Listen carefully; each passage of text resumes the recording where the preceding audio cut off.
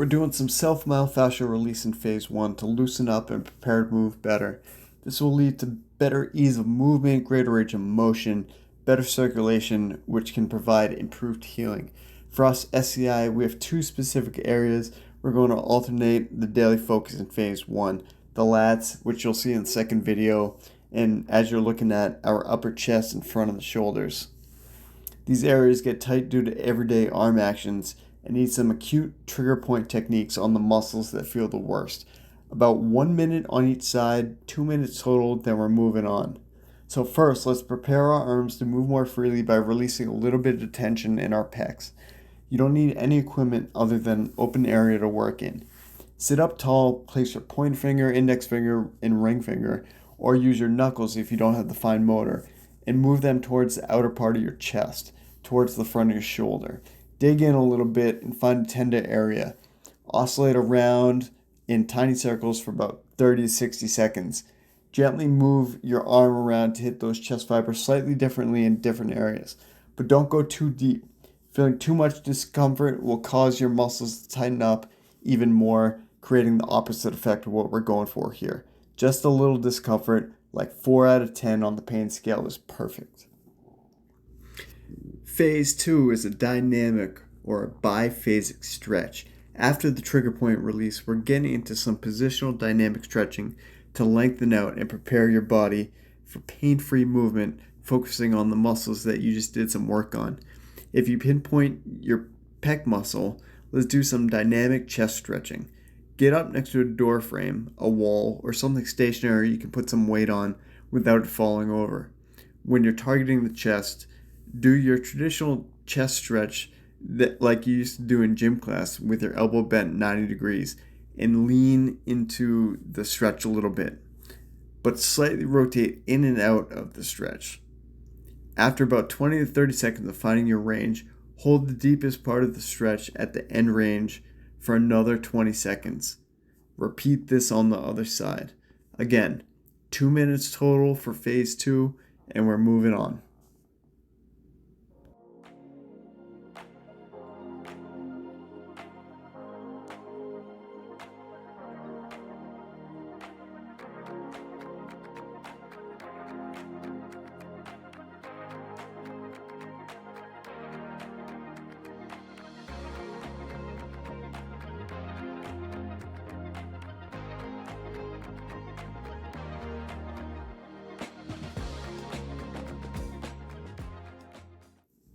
We're through foam rolling, the biphasic positional stretching. Now we're on to phase 3 corrective exercise, where we spend so much time with our shoulders working internal rotation, pushing our chairs and sitting with poor posture. We need to be working the little external rotator muscles of our shoulders daily. We just need a light band here, as these tiny muscles don't need to be loaded up with weight to warm up. Pin your elbows to your sides and rotate your hands away from your body as best you can. You'll feel a significant stretch in your internal rotators and maybe get a sense of just how tight those little muscles might actually be.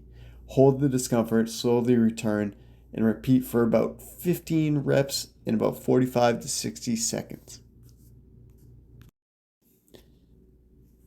After working a corrective exercise to open up a range of motion, next we need to stabilize it before building strength within it. Stage 4 involves muscle activation.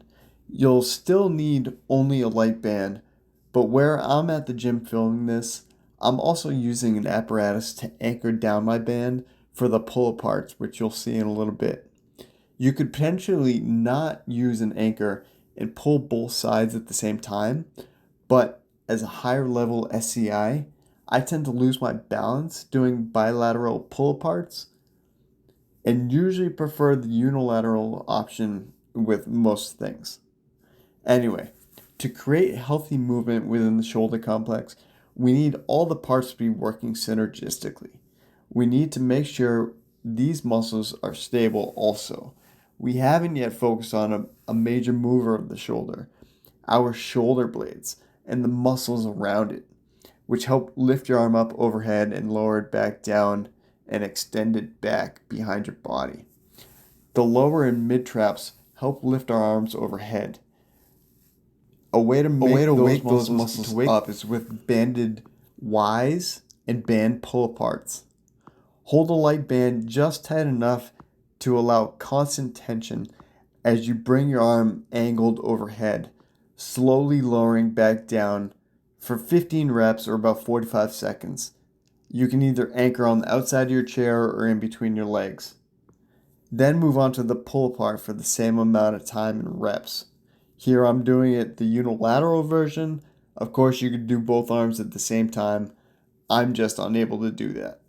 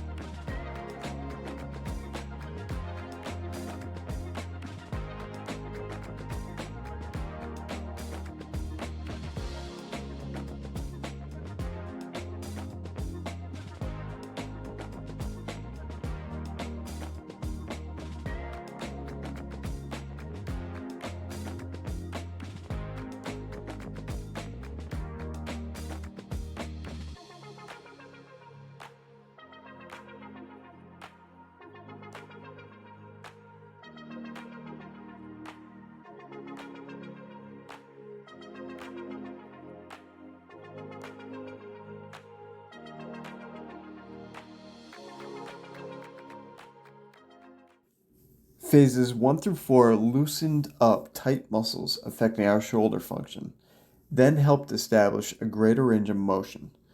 Phase 3 helps reverse some of the physical demands we put on our bodies, and Phase 4 begins to prepare our body to move in a safe and stable way. In Phase 5, we're working on movement pattern development. Squat, hinge, lunge, push, pull, carry, and rotation. If these terms are unfamiliar, I highly suggest you stay tuned and stick around. There's plenty more you'll have access to from me in the future. In Stage 5, we're pulling and pushing, two of the primary movement patterns our programs hit. The way we're going to do this is with a banded face pull into an overhead press using a light band. Again, this is still the warm-up, and you'll only need a light band to help ingrain the movement patterns. Set yourself up about a foot away from an anchor, about eye height. If you can't get it to eye level, do your best. The face pull will activate your rear delts and rotator cuff muscles, leading to an overhead press with greater range of motion due to the earlier phases of the warm-up. Slow, deliberate, with a 2-second hold at the top of the press. 3 sets of 3 to 6 reps to reinforce all the work we've done to this point. Listen, I didn't edit this clip fully. I kind of left in the fumbling so you would be able to see, what I had to do to make sure that the band was in the right position with the right amount of tension. Okay? It's not always pretty, but this is how you get the job done.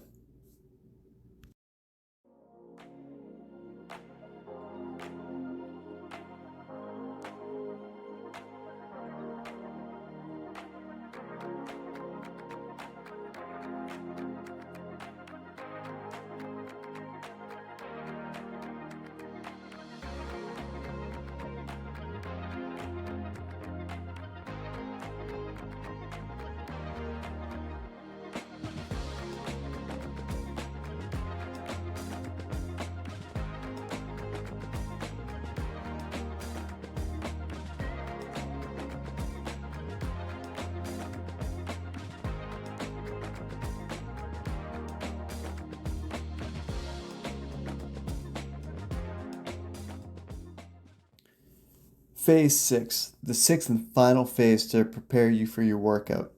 Phase 6 focuses on central nervous system preparation. Let's get fully prepared for your best workout, even if the warm up is your whole workout. Primarily, we activate the CNS with jumps, skips, throws, sprints. We end every warm up with central nervous system activation, and this particular warm up involves the throwing motion.